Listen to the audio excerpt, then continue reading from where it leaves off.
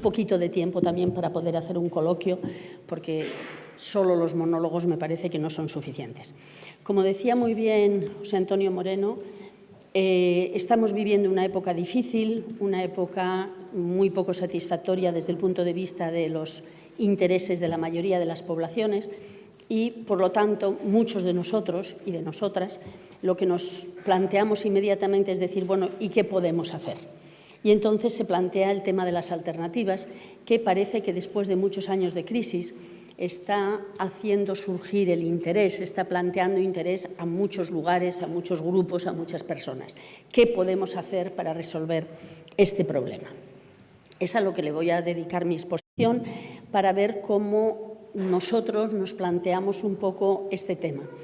Para no decepcionarles más adelante, quiero decirles desde el principio que yo no voy a plantear absolutamente ninguna alternativa. Lo que yo voy a hacer es un intento de reflexión de cómo podemos avanzar hacia una sociedad diferente, pero sin dar de ninguna manera una receta, que es lo que a veces parece que buscamos. Nosotros creemos que no es tanto esto lo que se tiene que buscar, sino reflexionar de otra forma. Cuando digo nosotros, estoy hablando porque lo que yo voy a decir responde esencialmente a un proceso de reflexión que hacemos en un grupo de trabajo que tenemos en Barcelona, que le llamamos, como ha dicho Moreno, el Seminario de Economía Crítica Taifa, que hemos pasado pues, bastante tiempo reflexionando un poco sobre este tema de las alternativas. Y vengo a transmitirles un poco lo que decimos y por eso utilizo el plural, aunque por supuesto asumo que todos los errores son míos. Entonces, me referiré sobre todo a este planteamiento y este planteamiento está colgado en una web, la del Seminario Taifa, como pone aquí abajo, que ustedes pueden consultar de una forma más amplia. En el poco tiempo que tenemos esta tarde no se puede tratar con detalle todo esto. Ustedes pueden mirar en la web el informe número 9. Yo les he traído alguno para que lo vean.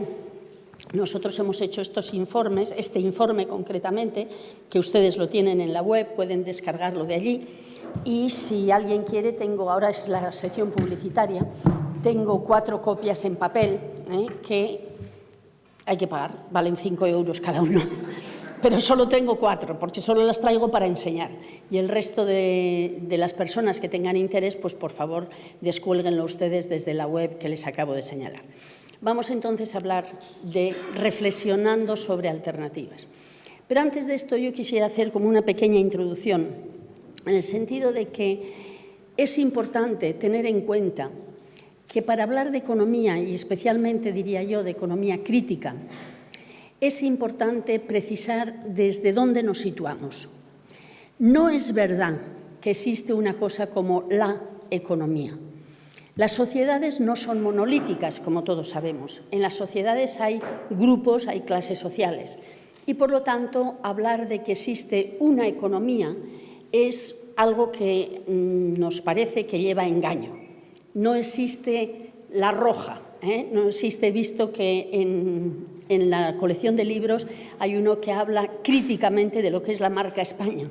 Yo creo que se está intentando deliberadamente hacer ver que las sociedades son como un club de fútbol que tenemos que ganar. Los países tienen una marca España. Bueno, yo creo que esto no refleja en absoluto la realidad y que, por lo tanto, antes de explicitar nada más, conviene explicitar desde dónde nos situamos.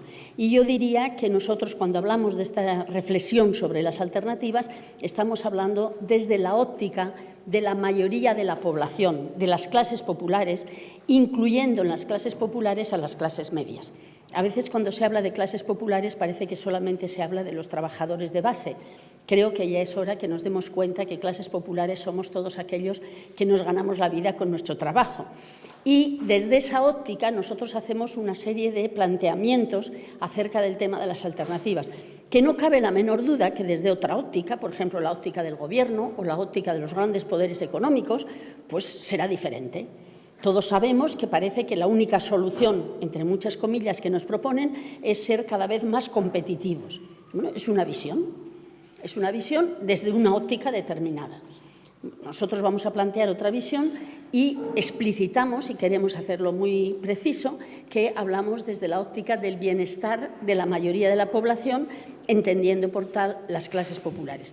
Y desde esta óptica es donde hacemos nuestro proceso, nuestro pequeño proceso de reflexión, también muy modestamente, como se ha señalado también antes, y también más bien en el intento de sugerir una serie de aspectos de comentario y de reflexión que de proporcionar ninguna receta. Es necesario partir a estas alturas de que el capitalismo es un sistema fracasado. Muchas veces cuando se habla del sistema del socialismo real se dice, pero aquello fracasó. Es verdad que fracasó y no hay ninguna razón para negarlo, aquello fracasó. Pero el sistema capitalista fracasa igual. Lo que pasa es que no lo percibimos así porque hay otros intereses, como les decía. Y entonces el capitalismo ha fracasado socialmente, totalmente además. Cuando resulta que de 7.000 millones de habitantes que puede haber en este mundo, solamente 1.500 millones parece que podemos vivir medianamente y que el resto son gentes dejadas a su albur y a sus posibilidades mínimas, pues esto es un fracaso social rotundo y creo que en esta audiencia no hace falta abundar mucho en este tema. Tampoco hace falta abundar mucho en el aspecto de que el capitalismo es un sistema sociológicamente no solo fracasado, sino enormemente agresivo. Es decir, lo que nos está pasando en el entorno de la naturaleza respecto a nuestro tratamiento de la naturaleza es un fracaso rotundo que nos estamos cargando todos aquellos aspectos importantes que son la base de nuestra vida, no nos podemos olvidar. Y a la vez tenemos que mencionar que cada vez más el capitalismo está destruyendo lo poco que queda de democracia. Además, en este país no hemos tenido nunca una democracia muy potente. La democracia desde la transición es una construcción bastante débil y estamos asistiendo ahora, y yo creo que merece la pena mencionarlo, estamos asistiendo a importantes intentos, no solo en el Estado español, sino también en la Unión Europea, de debilitar esta democracia, de hacernos creer que las situaciones son demasiado complicadas, que esto es mejor que lo resuelvan los expertos y cada vez es más legítimo, parece que es casi hasta bueno, hacer que los expertos hagan las recomendaciones de lo que hay que hacer. No seré yo la que diga que los expertos no servimos para nada, para algo tendríamos que servir si algo hemos aprendido, pero los expertos tendremos que producir informes absolutamente al servicio de los que tienen que tomar las decisiones políticas y las decisiones sociales. Y en este momento se está asistiendo, insisto, particularmente en el Estado español, al intento de que los expertos ocupen cada vez más lugares y sean marginados más los políticos. Indudablemente tenemos una clase política impresentable que contribuye a que eso sea así, pero creo que tenemos que ser muy cuidadosos de separar lo que supone la lucha, el ataque a unas instituciones políticas corrompidas completamente de lo que supone la mediación de la política en la sociedad. Creo que necesitamos defender la mediación de la política con mucho ímpetu y con mucha fuerza, aunque eso suponga que tengamos que ser críticos de los políticos que existen. Supongo que es bastante clara la diferencia entre las dos cosas, pero tengamos cuidado. Fíjense que para las pensiones se justifican diciendo que hay un comité de expertos. Se ha nombrado ya otro comité de expertos para la reforma fiscal que se quiere hacer a principios de 2014, que es de temer lo que va a salir de ahí. Pero no solamente eso, sino que cada vez hay más grupos privados que están decidiendo por nosotros. FAES tiene que ser no sé qué, FEDEA tiene que hacer no sé qué, el comité de empresarios dice que hay que hacer no sé qué, con la argumentación de que esta sociedad es demasiado compleja. Bueno, si es demasiado compleja, pues hay que buscar maneras de descomplejizar. No es tan difícil, pero creo que tenemos que ser muy conscientes de que no pueden ser nunca los expertos los que tomen las decisiones sociales y las decisiones de política. Y en todos estos sentidos, el capitalismo es un sistema fracasado. Por lo tanto, no queda más remedio que decirlo claramente. Si pensamos en términos de una sociedad alternativa, tiene que ser una sociedad no capitalista. Tenemos que ser anticapitalistas. Ya sé que ese nombre no le gusta a todo el mundo, pero realmente el capitalismo con rostro humano que buscan algunas personas de buena voluntad realmente es imposible. Y esto se ha demostrado claramente. Cuando el capitalismo del rostro humano funcionó parcialmente, no nos hagamos ilusiones sobre el pasado, del año 1945 al año 1975, digamos, del siglo pasado, bueno, parecía que en los países centrales las clases sociales populares iban avanzando en sus condiciones materiales, solo en sus condiciones materiales, pero iban avanzando. Es evidente que ese avance se rompió con la crisis de 1970 y la ruptura de 1970 no fue ajena a que el capitalismo no estaba dispuesto a permitir que siguiera ese avance. Desde entonces, me parece que no hace falta argumentar mucho el percibir que vamos de derrota en derrota y que estamos donde estamos ahora, pero que realmente no se puede pensar en ese capitalismo de rostro humano que a todos nos gustaría que existiese, pero que la experiencia histórica muestra claramente que no está dispuesto, los que dominan el capitalismo no están dispuestos a percibir. Tenemos entonces que empezar por una crítica clara del capitalismo y la opción por un anticapitalismo militante, diría yo. Creo que tenemos que empezar también a reivindicar las palabras. Hay muchos eufemismos y creo que hay que empezar a hablar otra vez de cosas como militancia, como justicia, que parecen un poco antiguas, pero que al final reflejan lo que es esencial de la mejora de nuestra sociedad. Entonces, muchas veces se nos dice que no se puede criticar al capitalismo si no tenemos una alternativa. No hay ninguna razón para que eso sea así. Podemos perfectamente decir muchas cosas que no nos gustan del capitalismo sin que tengamos otra alternativa a mano. La alternativa ya se irá construyendo, ya iremos viendo qué se puede hacer, pero no es preciso tener antes una alternativa para poder decir muchas de las cosas que están pasando no nos gustan. Y tampoco es demasiado útil el pensar en una alternativa con pequeñitos cambios. A todos nosotros, los que vivimos decentemente, no me atrevo a decir bien, pero los que vivimos decentemente, tenemos miedo al cambio. ¿Por qué? Pues porque tenemos cosas que perder, pequeñitas, pocas, pero podemos perder cosas. Y entonces nos gustaría más que la alternativa, una sociedad diferente, viniera de la mano de pequeñas modificaciones. Una pequeñita reforma fiscal, un poco de reforma laboral, la reducción de unas pocas horas o minutos de la jornada de trabajo, una política, una participación democrática un poco más participativa, en chiquitito. Bueno, esto no nos vale tampoco. Esto no nos vale porque realmente el capitalismo que estamos viviendo ahora no va a resolverse los problemas que plantea a partir de estos pequeños cambios.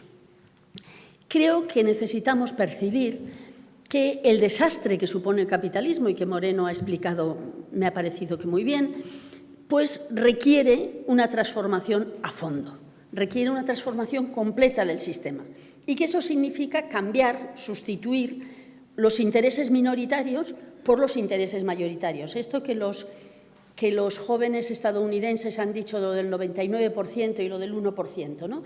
No es que sea exactamente 1% y 99%, pero no cabe la menor duda de que necesitamos transformaciones que afecten muy sustancialmente, no suavemente, no con pequeñitos cambios, muy sustancialmente a la mayoría de la población. Y eso, como les decía antes, requiere un sistema social alternativo.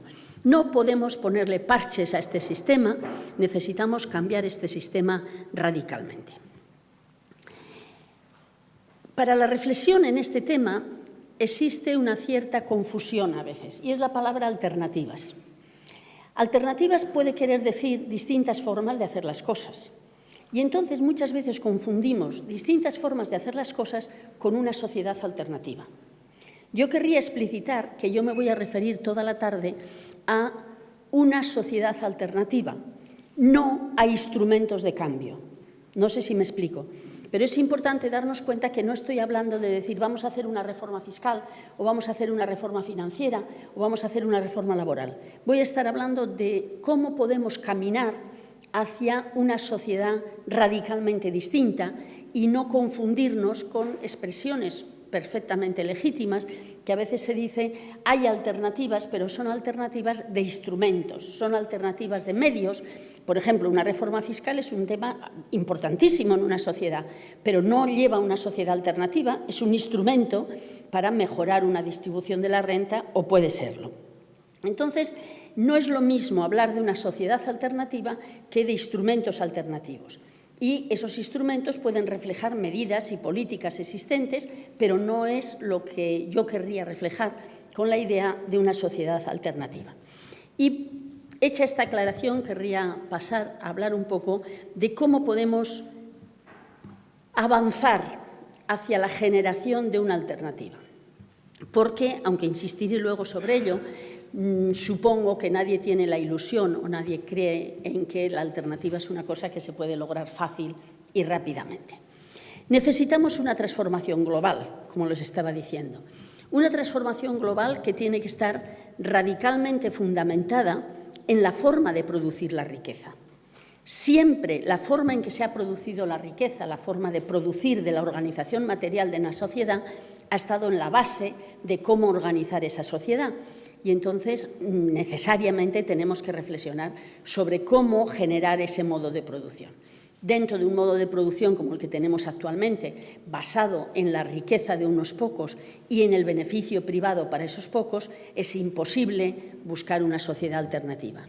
Pero dentro de este modo de producción tenemos también que reflexionar sobre otros aspectos, como es el aspecto de la relación con la naturaleza, como les decía antes. Necesitamos plantearnos, si queremos una sociedad diferente, cómo vamos a plantearnos una alternativa en esa sociedad diferente. Y, evidentemente, el tema de la tecnología está estrechamente vinculado a la relación con la naturaleza, sin olvidarnos de las relaciones sociales estrictamente vinculadas al modo de producción. Es decir, la forma en que se produce la riqueza va a determinar qué relaciones tenemos entre las personas de esa sociedad y cómo se organiza esto. Y esto es también parte integrante. Lo mismo que la reproducción de la vida cotidiana, que quizá en visiones más tradicionales de lo que es una sociedad alternativa no se tenían en cuenta. Y que, sin embargo, cada vez más, sobre todo a través del trabajo de las feministas, hemos ido percibiendo que no se puede ignorar cuando hablamos de una sociedad alternativa, lo mismo que las concepciones del mundo. En una palabra, que la transformación, como les decía antes, tiene que ser completa y no puede hacerse a través de pequeños productos. Pero nadie nos va a dar un modelo, nadie nos va a decir hay que ir por aquí, estrictamente. Y, de hecho, esto simplemente lo que quiere decir es que la alternativa no es ni un mapa de carreteras, ni un GPS, y para los que somos más veteranos, ni siquiera un gran invento del TVO. Los jóvenes ahora ya no saben lo que era el TVO, pero el TVO era una publicación humorística que tenía inventos. Entonces, no vamos a hacer un gran invento de la transformación, sino que tendremos que ver cómo podemos llegar a través de la alternativa, pero simplemente saber lo que no es una alternativa. E insistir bastante en que esa alternativa no requiere de un proyecto previo. Muchas veces en reuniones como esta nos encontramos diciendo «¿pero cuál es la alternativa? A ver, denos una alternativa, denos una receta». Bueno, esto es un error. Ningún modo de producción en la historia, ninguna forma de organización social ha tenido un diseño propio. Ni incluso el socialismo real, que parece que se hablaba de la planificación, tampoco tuvo un diseño preciso. Y si nosotros pensamos en el capitalismo, pues no fue a través de un modelo de la Ilustración o del Renacimiento. No había un modelo. El capitalismo va surgiendo de las fuerzas de una sociedad. Ni en la reforma que se hizo en la posguerra de tipo keynesiana fue un plan previo.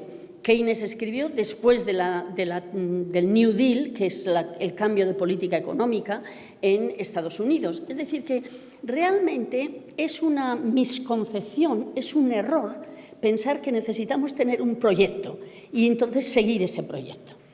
Personalmente creo que uno de los problemas de la Unión Soviética fue ese tipo de proyecto muy osificado, muy rígido, que llevaba a una forma de organización social que luego fracasó con algunos empujes desde fuera. Es decir, que esta necesidad que nosotros nos han inducido a pensar que tenemos que tener un esquema no es necesaria, ni siquiera conveniente, yo creo. Les voy a contar una pequeña anécdota de una persona que no es que yo la valore excesivamente, pero por ser conocida y por ser interesante. El año 1980-81, Cuando UCD estaba en el poder, el Partido Socialista hacía crítica del sistema de política económica de UCD. Y entonces, claro, desde las filas de UCD les dijeron a los socialistas, ¿cuál es su alternativa? Y el señor Solchaga contestó, deme usted el poder, que yo tendré una alternativa. Bueno, yo creo que es evidente que tenía una alternativa. Nos puede gustar más o menos, pero tenía una alternativa. Entonces, el problema de alternativas no es ese diseño en el que muchas veces nos congelan y nos dejan impotentes. Es como si no tenemos alternativa, no podemos hacer nada. No, realmente la vida social es demasiado rica para caber en una de esas alternativas y es mucho más importante tener una visión de, o sea, la sociedad es algo que va andando. Esta diapositiva, que corresponde a una imagen de lo que fue la Revolución Rusa de 1917, pues evidentemente tampoco había un diseño entonces, sino que se construye desde la actividad y los deseos y luchas de la sociedad. Y alternativas hay enormes. Nosotros, en ese trabajo que hemos hecho reflexionando sobre las alternativas, hemos intentado explorar un poco algunas alternativas que históricamente han existido como tales. Y la verdad es que es un trabajo que no se acaba. Hay alternativas múltiples.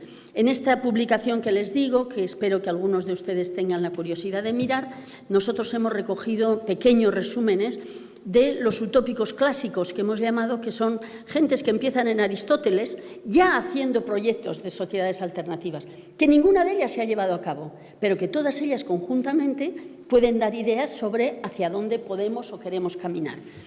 Y hay modelos recientes, muchísimos modelos, que ustedes ven aquí, son recogidos algunos, pero que hay muchísimos más. No son solamente estos, sino hay muchísimos más. Y tenemos experiencias históricas, unas fracasadas, otras sin fracasar, otras que tienen una naturaleza que todavía no sabemos cuál es. Tenemos unos sistemas que existieron y han desaparecido, y en España tenemos unas experiencias parciales de anarquismo que son también de una gran riqueza, buscando alternativas. Es decir, que el hecho de que no hayan sido permanentes o de siempre no quiere decir que no existan alternativas. Y en este momento hay intentos de transformación actuales que cada uno puede evaluar como quiera, pero que hay intentos de cambiar las cosas. Tenemos pues todas los ensayos que están haciendo algunos gobiernos de América Latina, y en el mismo América Latina yo creo que a través de los zapatistas hay también un debate muy interesante sobre cómo poder cambiar las sociedades, transformar la sociedad sin tomar el poder, que esto sí que sería una idea novedosa, porque normalmente la imagen que tenemos es tú tomas el poder y cambias la sociedad. Bueno, pues el debate sobre decir cómo cambiamos la sociedad sin tomar el poder puede ser también muy interesante, porque es verdad que el poder tiene bastantes inconvenientes. Entonces, realmente no es que no haya alternativas. Lo que no hay, o no debe de haber, o no es necesario que haya, es una alternativa. Entonces, el problema es qué capacidad tenemos para llevarlas a cabo. En reuniones como esta, nosotros hablamos de nuestros sueños, muchas veces. Por ejemplo, hay que hacer una reforma financiera, hay que hacer una reforma fiscal, hay que hacer una reforma laboral de cariz distinto de la que se está haciendo. Supongo que todos estaríamos de acuerdo en decir estas reformas se tienen que hacer. Bueno, ¿y qué? ¿Qué capacidad tenemos para hacerlas? Yo a veces lo contrasto, un poco irónicamente, me van a permitir que lo aclare, pero lo contrasto con decir, bueno, vamos a hacer la regulación financiera mundial, además, nada de solamente del Estado español o de Europa, la regulación financiera mundial.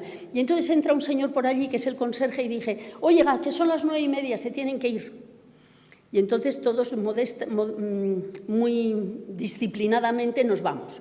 Si no tenemos poder ni capacidad siquiera para hacer que nuestros locales sigan nuestras necesidades, ¿cómo demonios vamos a soñar en hacer la reforma financiera? No sé si me explico. Lo que estoy intentando decir es que muchas veces queremos una alternativa sobre lo que hay que hacer a nivel, ya no ni siquiera macroeconómico, sino a nivel global. Y resulta que no tenemos ningún poder a nuestro alcance. No tenemos ninguna capacidad de cambio, que es una mejor expresión que poder a nuestro alcance. Por lo tanto, yo creo que necesitamos pensar más en términos de decir, ¿qué podemos hacer aquí y ahora? Soñemos, perfecto, queramos tener un horizonte de transformación, de acuerdo, pero la reflexión creemos nosotros que sería mucho más importante el que viéramos qué podemos hacer a nivel inmediato. Creemos que la alternativa es el propio proceso de lucha y de transformación. Es decir, es un proceso y que no importa que no tengamos ese GPS que nos dice por dónde tenemos que ir, sino que esa alternativa se tiene que ir construyendo en la vida cotidiana, en la lucha de una sociedad diferente, en una variedad de conceptos y en una variedad de prismas que tienen que responder un poco a la variedad de intereses que hay en una sociedad, que no sea una cosa rígida. En otras épocas, si tú querías pensar en transformar una sociedad, parece que lo necesario era pues, seguir la línea del secretario general. El secretario general de lo que sea, de A, B, C o D, pero un secretario general. Bueno, creo que ahora, afortunadamente, los jóvenes no siguen así a los secretarios generales y nos parece que es beneficioso, que es el propio proceso de transformación el que ya está construyendo un mundo diferente. Al reino de los cielos no vamos a llegar. Es decir, a una sociedad ideal, yo creo que no vamos a llegar nunca. A una sociedad mejor que la de ahora sí que tenemos que intentar llegar, porque si no sería un desastre. Pero el proceso de construir esa sociedad y de construirla en nosotros tiene que ser verdaderamente lo que nosotros podemos considerar que es ya caminar hacia la alternativa. Estamos trabajando hacia esa alternativa. Y es el proceso mismo de lucha por la transformación lo que está integrado dialécticamente con la alternativa. Si nosotros luchamos más, la alternativa es más potente. Y entonces, bueno, perdonen, pero todo esto es un poco la introducción para quitar de nuestras cabezas la idea de que necesitamos una alternativa precisa, compacta, cerrada, antes de empezar a avanzar hacia la transformación de la sociedad en la que vivimos. Cuando nos planteamos cómo avanzar, cómo participar en este proceso de transformación, nosotros creemos que hay que tener en cuenta tres elementos principales. En primer lugar, ¿quiénes van a ser los sujetos del cambio? ¿Qué instrumentos tenemos para la transformación? Que es lo que yo les decía antes, que son, si quieren, instrumentos alternativos, pero que no es la alternativa. ¿Qué medios de política económica, qué medios de presión social tenemos para esos instrumentos? Y, a través de esos procesos, avanzar hacia estas sociedades que creemos que tienen que ser sociedades en que las personas puedan vivir desarrollándose según toda la capacidad del ser humano para una vida plenamente satisfactoria y digna, en sociedades construidas con su plena participación. Es decir, no necesitamos dictadores ilustrados, ni siquiera necesitamos dictadores benevolentes. Necesitamos participar en el diseño y en la actuación y en el trabajo de nuestra propia vida. Los sujetos de cambio pueden ser de distintas facetas. A través de una reflexión, de la conciencia, de una práctica, se van autodiseñando, digamos, unos sujetos de cambio, que pueden ser en función del territorio, en función del género, en función de la cultura, de la sociedad. En el pasado se consideraba que el sujeto principal del cambio tenía que ser la clase obrera, la lucha entre los desposeedores y los desposeídos. Bueno, sin ninguna duda, esa lucha tiene que ser primordial en cualquier proceso de transformación. No podemos considerar ningún proceso de transformación sin que los trabajadores, de todos los niveles, vuelvo otra vez a insistir, no pensemos en que los trabajadores son solo los peones o los trabajadores de la limpieza. Precisamente estos días en Madrid no son los que puedan ser más populares, pero están haciendo una lucha, ¿no? Entonces, evidentemente, esto es fundamental. Pero en las sociedades actuales nosotros creemos que además, y perdonen que subraye y que insista en lo de además, indudablemente la lucha de todos los trabajadores es esencial, pero hay que ampliarla al conjunto de los desposeídos, porque el sistema capitalista que vivimos es tan inteligente y tan dinámico que ha aprendido a explotarnos no solo como trabajadores, sino también como consumidores, también como personas que organizamos una familia, que organizamos una forma de vivir y, por lo tanto, las luchas, los sujetos de la lucha, no solamente tienen que estar en función del trabajo, sino que pueden estar en función de otras muchas cosas. Hemos visto que hay la lucha por el agua, la lucha por los cuidados, la lucha por el bienestar social. Es decir, todas estas personas y todos estos colectivos, sobre todo, podemos ser agentes de lucha. ¿Los instrumentos de transformación? Pues todos. Todas aquellas herramientas que sirvan para la actuación en la dirección que queramos. Es decir, lo que pasa es que son instrumentos que no deberían de estar en contradicción con la sociedad que soñamos. Es decir, no podemos, si soñamos, como veremos luego, en una sociedad que no esté jerarquizada, no podemos soñar en unos instrumentos de lucha que requieran la jerarquización. No es cuestión de que ahora vamos a luchar con 17 canales de mando desde arriba hacia abajo o de abajo hacia arriba. Esto sería un instrumento completamente divorciado de lo que sería una forma de vivir, una forma de avanzar en ese proceso. Por lo tanto, creemos que ahí hace falta que los instrumentos vayan acordes con los criterios que mencionaré después, que parecen más adecuados para este proceso. Y hay instrumentos más potentes e instrumentos menos potentes. Por ejemplo, la ocupación de viviendas es un instrumento mucho más potente, pues qué sé yo, que el consumo responsable, o por lo menos más activo, más inmediato. O la ocupación de fábricas, que no se está dando, pero que se podría dar, y que nosotros muchas veces ni la consideramos. Pues sería un instrumento más importante, por ejemplo, que el mejorar un poco la distribución de alimentos.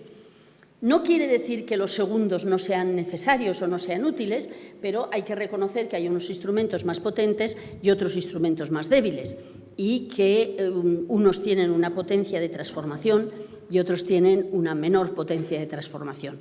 Y las opciones de cada uno pues dependen de muchísimas cosas en la vida y en la organización de los colectivos. Y es los procesos de transformación es simplemente que los sujetos históricos pongan en marcha los instrumentos que tienen para transformar esa realidad. Es decir, idealmente, nosotros creemos que no tiene por qué haber una visión unitaria. Cuando yo era joven, que hace mucho ya, pero bueno, todavía estoy viva aquí, pues la idea era un poco de que teníamos que estar unidos para hacer algo.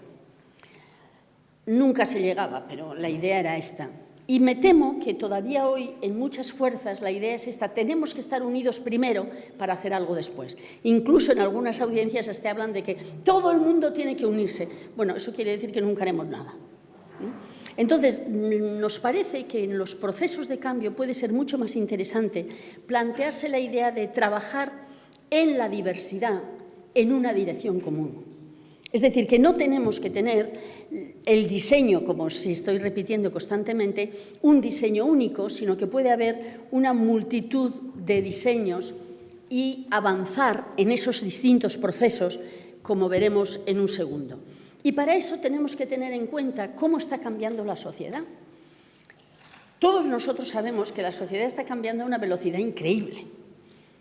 Los que ya somos bastante maduros, pues nos damos cuenta de que de hace 25 años ahora, todo ha cambiado a tal velocidad y de tal forma que difícilmente podemos reconocer muchas cosas.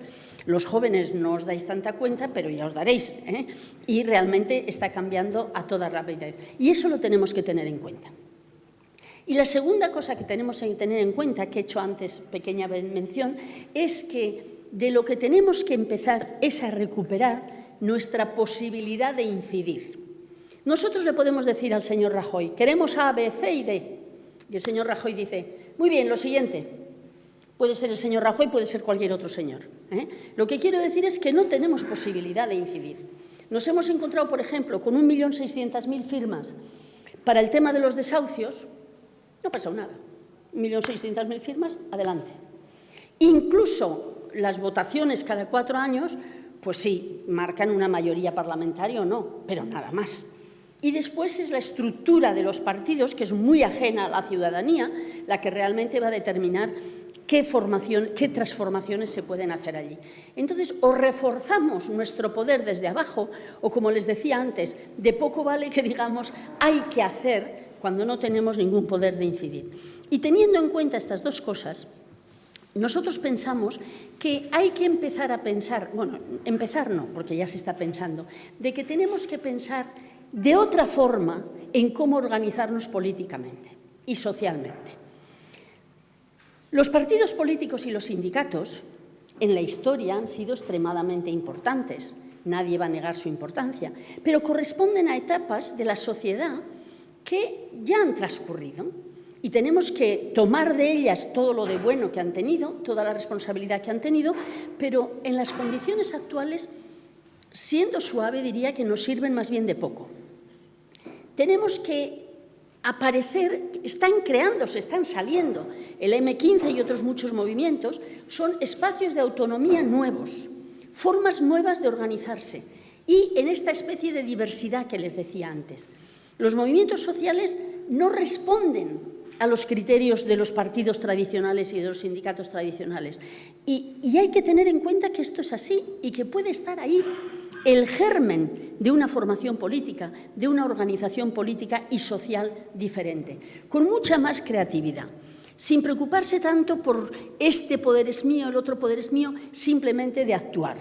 Y volveré al final a decirlo, pero ya me anticipo a decir que yo creo que estamos viviendo una época de gran efervescencia social, donde realmente hay el germen, las pequeñísimas raíces.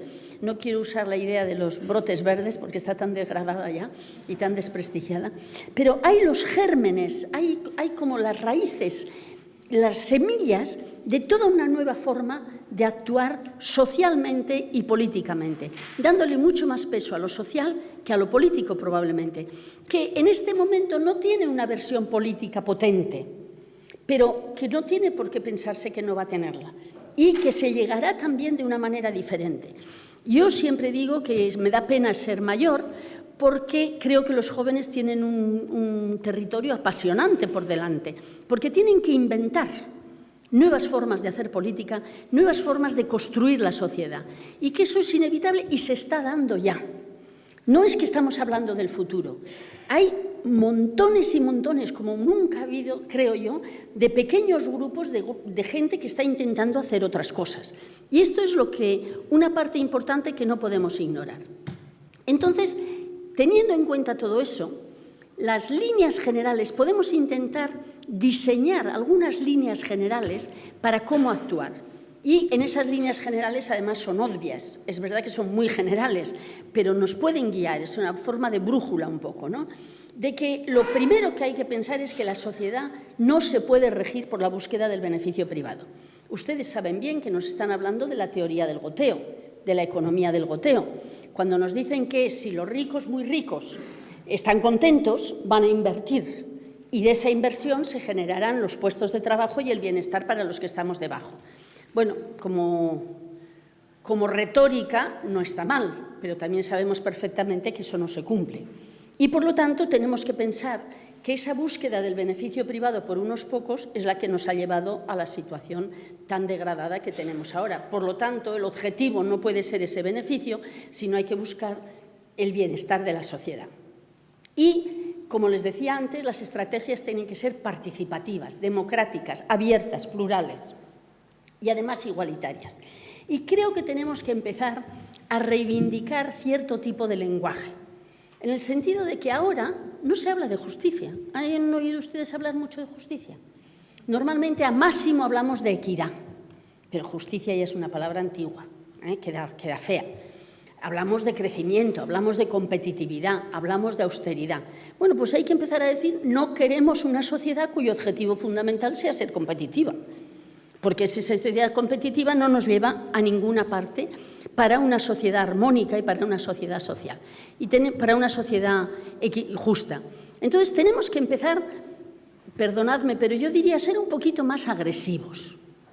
Parece que los que queremos otra sociedad estamos un poco a la defensiva, porque enseguida nos dicen eso es utópico. Bueno, no hay nada más utópico que un capitalismo que crea que va a dar buen resultado. Eso sí que es utópico. Entonces, verdaderamente ¿Esto es utópico? Vamos a ver si realmente es utópico o no es utópico. Entonces, nosotros creemos que una forma de caminar en ese proceso social que les señalaba antes hacia la alternativa es de forma que cada grupo social trabaje en su propio proyecto. No nos hace falta esa unidad previa. ¿Que unos son ecologistas? Pues que sigan en el ecologismo. ¿Que otros son feministas? Pues que sigan con el feminismo. ¿Que otros son sindicalistas? Pues que sigan. De forma que, si todos tienen como objetivo final, y ahora mismo hablaré un poco más de esto, llegar a una sociedad diferente, ya se encontrarán en el camino, ya nos encontraremos en el camino trabajando en red, trabajando conjuntamente, pero sin hacer un punto clave de esta imagen de tenemos que tener una alternativa y trabajar todos al unísono.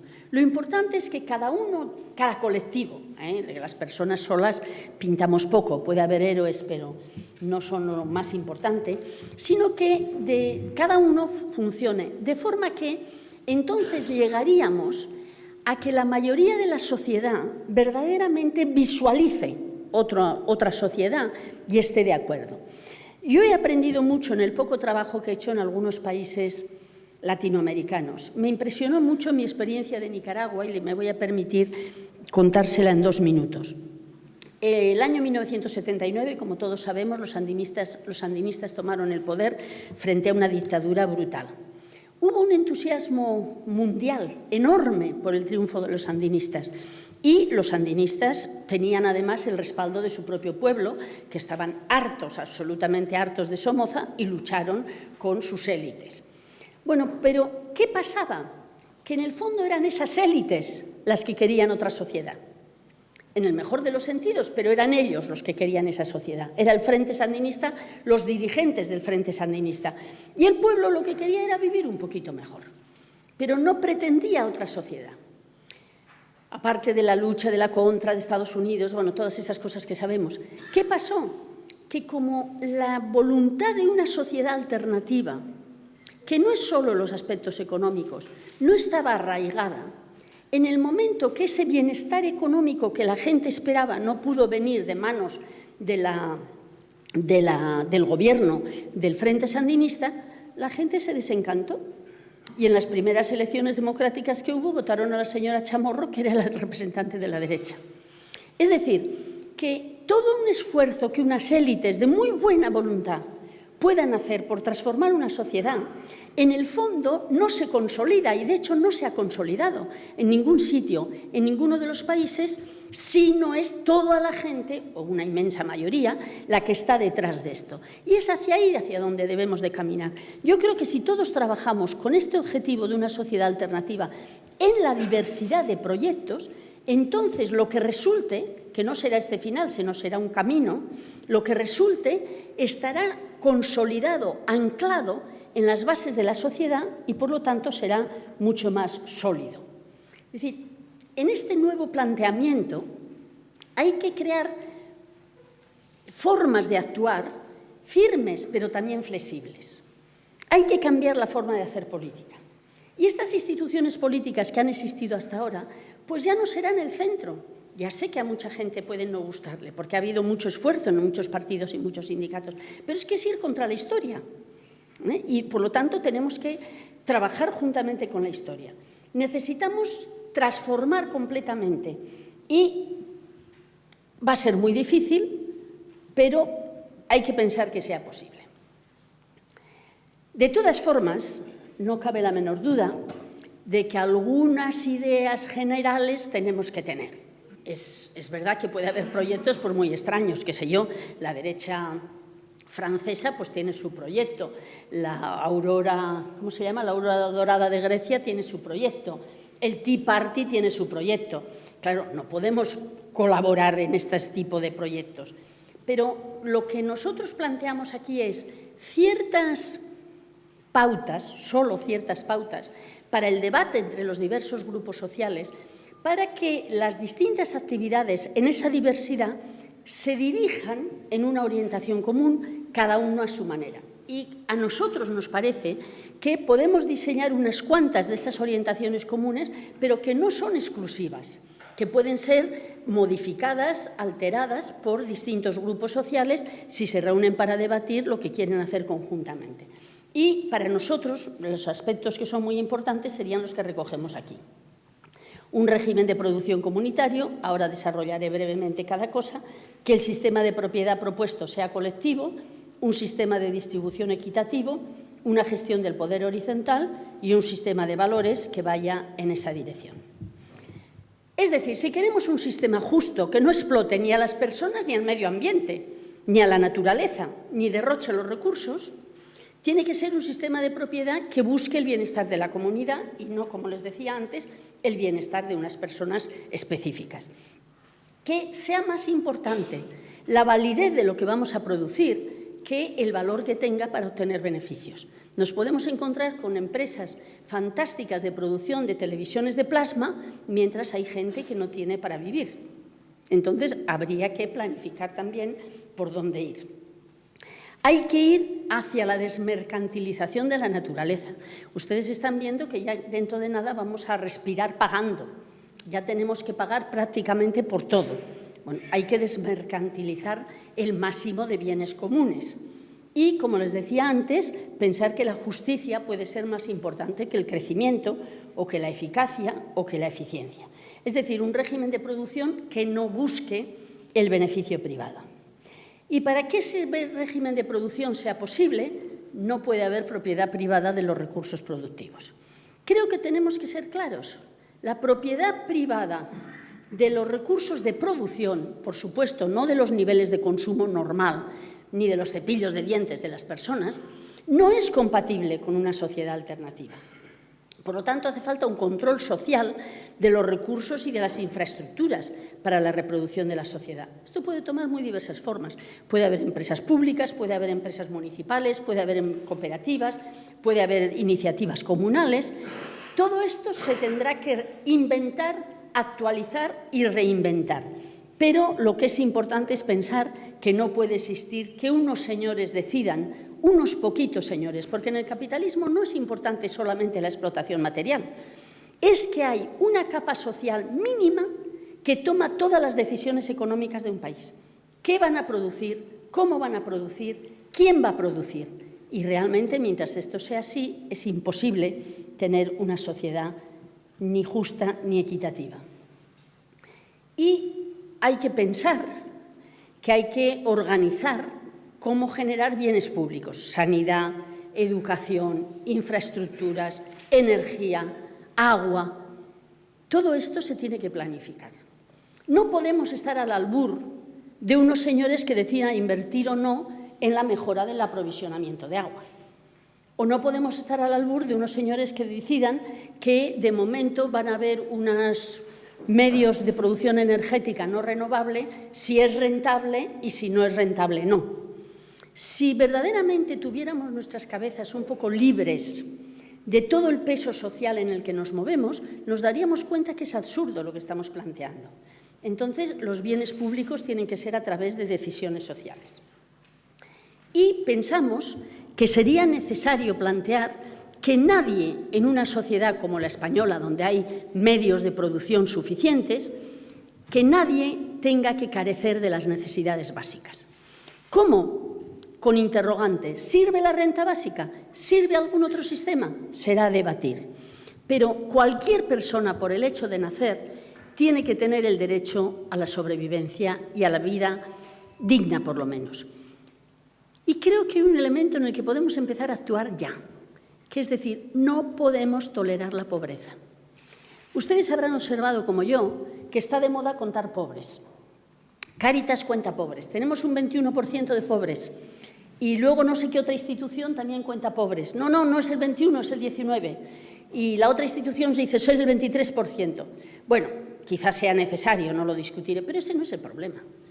Una sociedad como la nuestra, lo que no podría es tolerar que haya ningún pobre. Es decir, gente que no tenga las necesidades cubiertas. Porque no nos engañemos, en nuestro país ahora los pobres no tienen las necesidades cubiertas. No es que tienen una vida modesta, no. Es que carecen de lo más necesario para vivir. y hay muchísima información sobre esto en la que no me puedo entretener porque me parece que me voy a pasar del tiempo. La gestión del poder tiene que ser horizontal. Es decir, los proyectos que hemos señalado antes con las flechitas estas tienen que ser de abajo arriba. Vengo diciendo toda la tarde que no necesitamos ningún profeta iluminado que nos diga lo que hay que hacer. Habrá que inventar otra vez formas de organización social que puedan detectar qué se quiere hacer y la transmitan a los otros organismos que pueden tener otras capacidades. Pero realmente la gestión del poder tiene que ser igualitaria, abierta, plural y no jerárquica. Y, sin embargo, en nuestras propias organizaciones muchas veces tenemos esto. No, yo tengo el presidente, el vicepresidente, el secretario, el otro el secretario. A ver, pueden hacer falta, pero a lo mejor no hace falta que estén tan establecidos tan jerárquicamente, sino que haya funciones que se tienen que cumplir y no nos acostumbremos tanto a tener todo este planteamiento de una sociedad jerarquizada. Y vuelvo otra vez al tema de que no podemos dejar que sean los responsables técnicos los que tomen las decisiones. No podemos sustituir a la ciudadanía por técnicos. Las decisiones tienen que ser sociales y políticas. Y los técnicos sí que tienen que trabajar, pero son personas subordinadas a las decisiones de los políticos. Los expertos tendrán que decir, mire, esto tiene estas consecuencias, estas consecuencias, estas consecuencias. Además, creo que en esta audiencia no hará ninguna falta decir que los expertos de neutrales no tienen nada. Los expertos trabajan para los intereses que les pagan o los que ellos deciden trabajar para ellos, pero en su mayoría para los intereses que les pagan. Seguro que un ingeniero que trabaja para el señor Botín es completamente un experto diferente de un ingeniero que trabaja para una asociación de vecinos popular, o que un economista que trabaja para el Banco de Vizcaya es distinto de un economista que trata de poner sus conocimientos al alcalde de la población. Y, por lo tanto, creo que es muy importante que tengamos una sana desconfianza de los expertos, que trabajen, sí, pero revisados por las evaluaciones sociales y las evaluaciones políticas. Y, finalmente, todo este sistema requiere cambiar los valores. Lo he puesto en último lugar porque hay un poco la tendencia a decir no, tenemos que cambiar cada uno de nosotros y cambiará la sociedad. No es eso lo que queremos decir nosotros.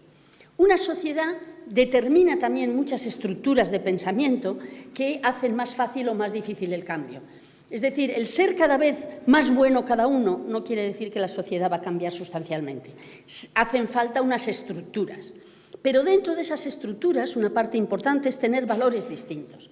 Es decir, pensar en un bienestar social y colectivo y no a ver cuánto dinero podemos ganar cada uno de nosotros, o a ver cómo me puedo escabullir más de Hacienda, o a ver cómo puedo hacer para trabajar menos. Lo que se trata, y hemos puesto aquí al Che Guevara porque verdaderamente lo dijo muy claro, es de crear un hombre y una mujer nuevos.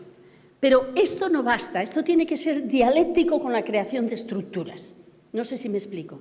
Esta idea tan cristiana, por otra parte, de que si somos buenos la sociedad mejorará, pues sí, pero muy despacio.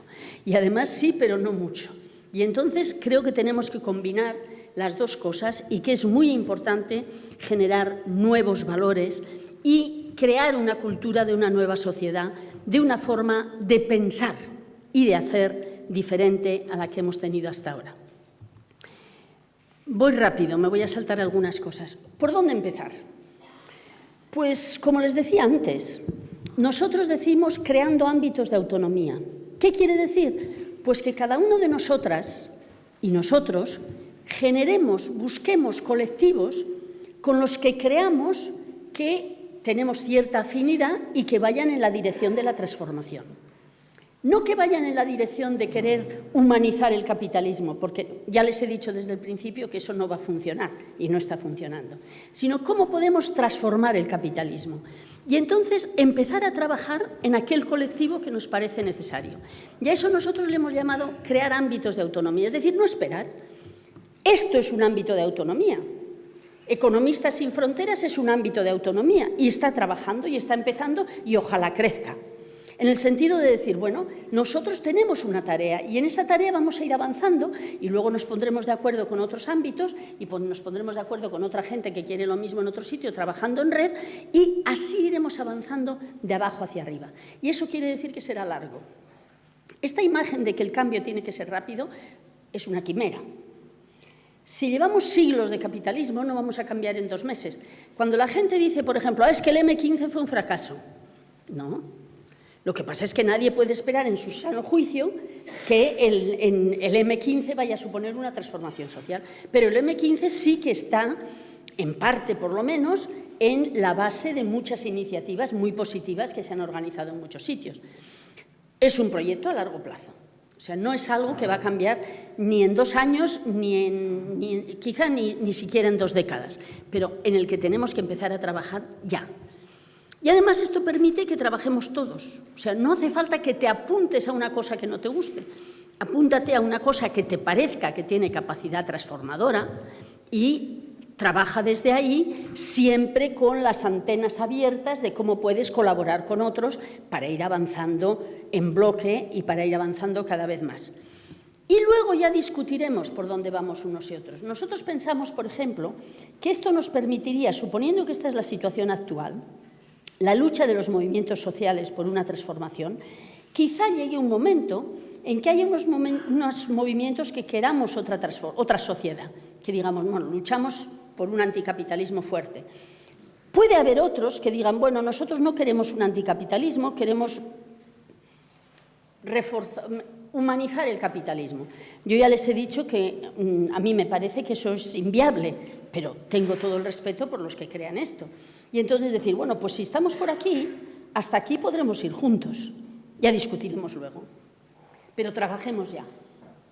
Hay multitud de iniciativas en las que podemos trabajar independientemente de qué tipo de transformación sí. Evidentemente que queremos otro tipo de transformación. Por ejemplo, qué sé yo, la plataforma de los desahucios, contra los desahucios. Pues sin ninguna duda no nos exigen desde ahora que digamos si queremos ir contra otra sociedad o no. Evidentemente, al ir contra la propiedad privada ya se está yendo hacia otra sociedad, pero ahí pueden tomar parte muchísima gente. O la plataforma por la iniciativa legislativa popular por la renta básica, o la lucha a favor de la mejora de la sanidad, la recuperación de la sanidad, la recuperación de las pensiones, la recuperación de la educación. Por todo esto podemos luchar sin necesidad de tenerlo todos juntos. No, ¿vamos a luchar por esto? Adelante. Y entonces esto nos permite trabajar a todos nosotros con bastante interés. Y si eso es así, todos los que estamos aquí y más, si tenemos una voluntad de transformación, pues son movimientos válidos. Como les decía antes, unos tienen más fuerza, otros tienen menos fuerza, pero lo importante es luchar en la dirección, en la participación, diría yo, de un proceso de cambio en el que realmente pretendemos un sistema que no sea como este. En todo esto se quedan miles y miles de temas sin tocar. Ustedes entenderán que en una tarde no podemos hacer todo este programa, es simplemente avanzar algunas ideas y más cuando tengo 10 minutos solo para terminar. Pero hay algunos temas que quedan, que ya se hablarán. El primero es decir, bueno, ¿hay que tomar el poder o no hay que tomar el poder? Muchos de nosotros creemos que habría que intentar no tomar el poder, porque además, de momento es inviable. De momento no soñemos con esto. Soñemos en qué podemos hacer donde estamos. Si un día se pudiera tomar el poder, habría que discutirlo, porque el poder tiene muchas pegas. Pero es un debate que queda abierto. Yo creo que podemos seguir trabajando muchísimo por una transformación de fondo sin necesidad de aclarar esto todavía. Hay unos autores que dicen que hay que tomar el poder, otros autores que hay que cambiar el tipo de Estado, otros autores, como les decía antes, que hay que luchar por la transformación sin tomar el poder. Es un debate que queda. Ahí tenemos la tradición anarquista de tanta riqueza en el Estado español que se puede recuperar en muchos aspectos. Pero hay un tema que a mí por lo menos me preocupa más, que es la resistencia de los poderosos. Supongo que todos nosotros que estamos aquí queremos una transformación social sin violencia. No queremos ser violentos. Pero el problema es, ¿nos van a dejar? Es decir, si esta idea de transformación avanza, si la idea de organizaciones múltiples trabajando conjuntamente avanza, ¿nos dejarán? Los poderosos no son demasiado proclives a ello. Quizá nos tengamos que plantear cómo defendernos. Bueno, pues ya tendremos que planteárnoslo. ¿Es necesario ahora una discusión enorme sobre si vamos a responder con violencia a la violencia o no? pues si alguien lo cree necesario, que lo haga. Pero para poder trabajar hoy, aquí y ahora, no parece necesario, en que entonces nosotros lo dejamos abierto. Eso no quiere decir que no pueda haber este tipo de debates.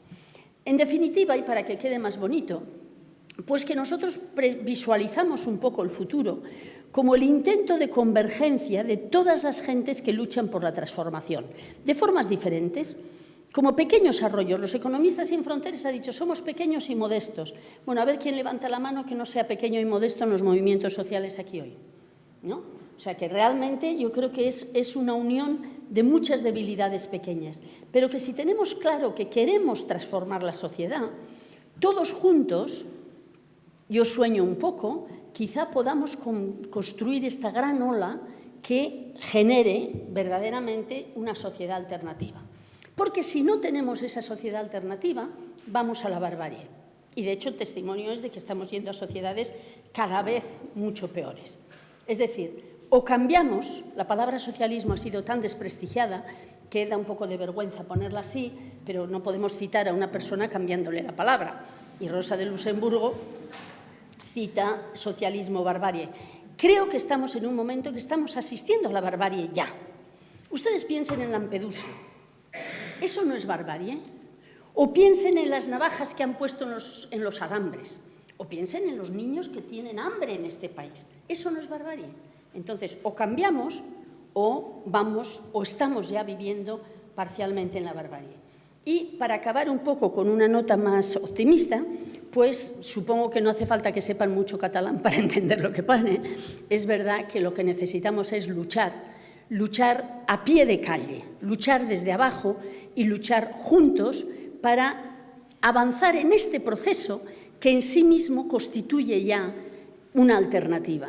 ¿Ya llegaremos al reino de los cielos o no llegaremos? Pero la forma de llegar es ya esa alternativa. Trabajando por ello es ya esa alternativa. Y yo querría acabar con una nota de optimismo. Yo creo que existen muchísimas iniciativas en esa dirección, pequeñitas, modestas, que puede ser que se ignoren o se debiliten o desaparezcan. Pero si tenemos cuidado de trabajar todos en esta línea, creo que podremos participar de un trabajo absolutamente necesario para avanzar hacia esa alternativa. Muchas gracias.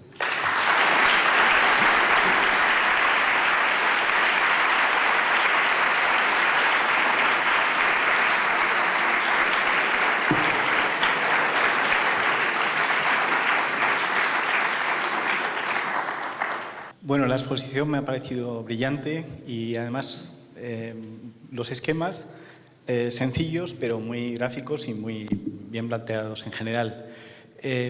Hay algo que en ese doble camino que nos encontramos, yo tengo muy claro que voy por el de arriba, pienso que tiene que haber una transformación enorme, pero y además sí he estado quizá llegando a ese momento y trabajando pues, por la posible transformación y sinceramente tengo claro que no.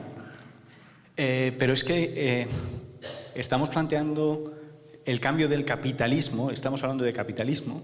Pienso que no es un tema simplemente de hablar de capitalismo en sí, sino de sistema monetario o sistema no monetario.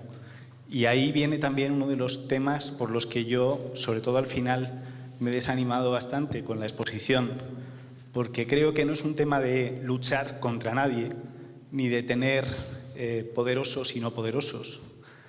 Y tampoco pienso que efectivamente la unidad sea una unidad en la que todos tenemos que estar juntos y pensando lo mismo.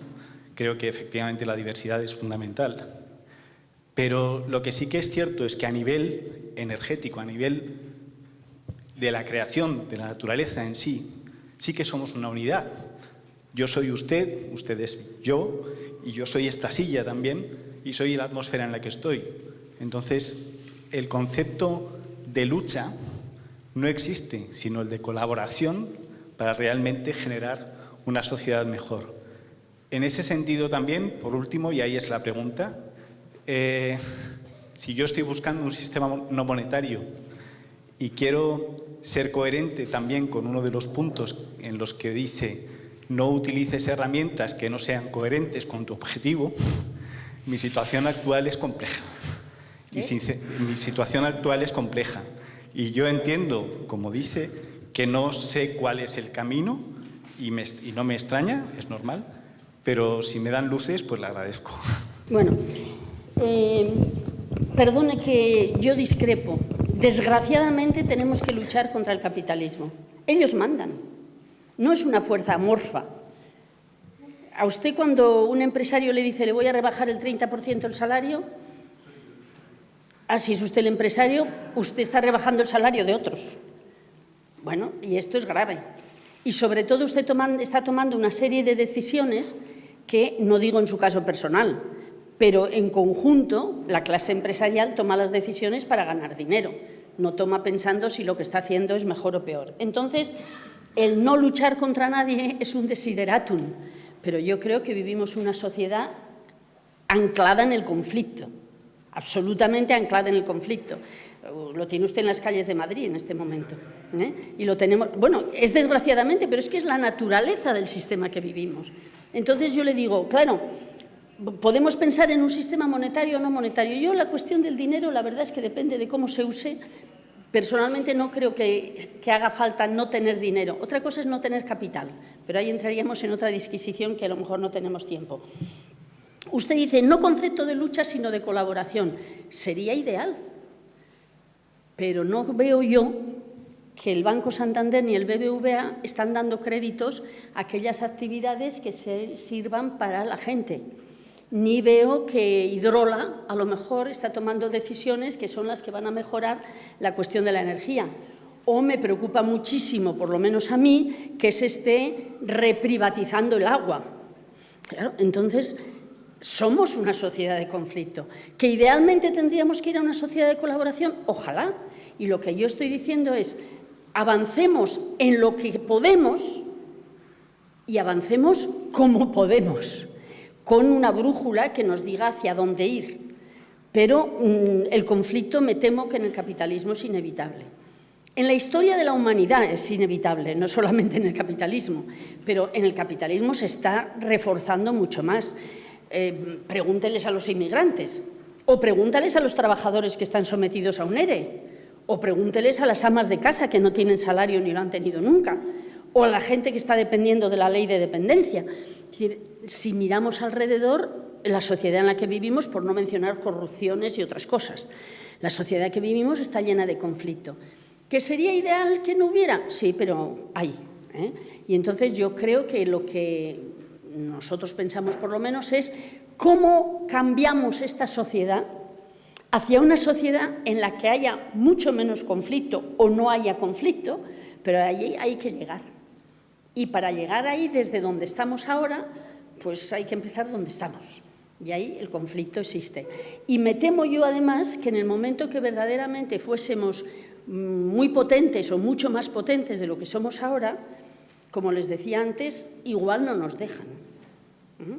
Igual no nos dejan. Hay ejemplos bastante claros de que en la historia, cuando un país parecía que iba a cambiar su sistema social, pues ha habido reacciones muy fuertes de los poderes fácticos. Pensemos en la Segunda República Española, pensemos en el Chile de Allende, pensemos en otros países donde quieren cambiar y tampoco les dejan. Entonces, yo no comparto su visión de la sociedad sin conflicto real. Otra cosa es que queramos ir a una sociedad con menos conflictos. Gracias, muchas gracias también por la exposición y enhorabuena por la claridad. Yo simplemente quería pedirle, aunque no sé si ha formado parte del análisis en algún momento, una reflexión sobre el papel de los medios de comunicación en estos procesos, también en la línea de la relación entre los movimientos sociales con estos medios para llegar a esos objetivos, pues partiendo de esa máxima de no utilizar tampoco herramientas incoherentes que muchas veces, según qué medios lo pueden ser. Gracias. El papel de los medios de comunicación, bueno, no podemos entrar en todos los detalles y este es uno de los que nosotros no hemos tocado, pero yo diría que en este momento los medios de comunicación son empresas y los periodistas son empleados. Y lo mismo que un empleado no puede ir y decirle al jefe, mire, yo no quiero hacer esto, voy a hacer lo otro, los periodistas tampoco. No estoy exonerándoles de su responsabilidad, pero la asalarización que supone el ser periodista hoy, que además son la mayoría de ellos, excepto muy poquitos, trabajadores en precario, pues no les permite a muchos de ellos hacer lo que quisieran. Son las grandes empresas las que marcan lo que hay que poner y lo que hay que decir. Y entonces, una forma de luchar contra esos medios de comunicación es la miriada, la cantidad de publicaciones que hay alternativas. Allí hay un mostrador lleno de publicaciones alternativas y seguro que hay otras muchísimas en todas las esquinas.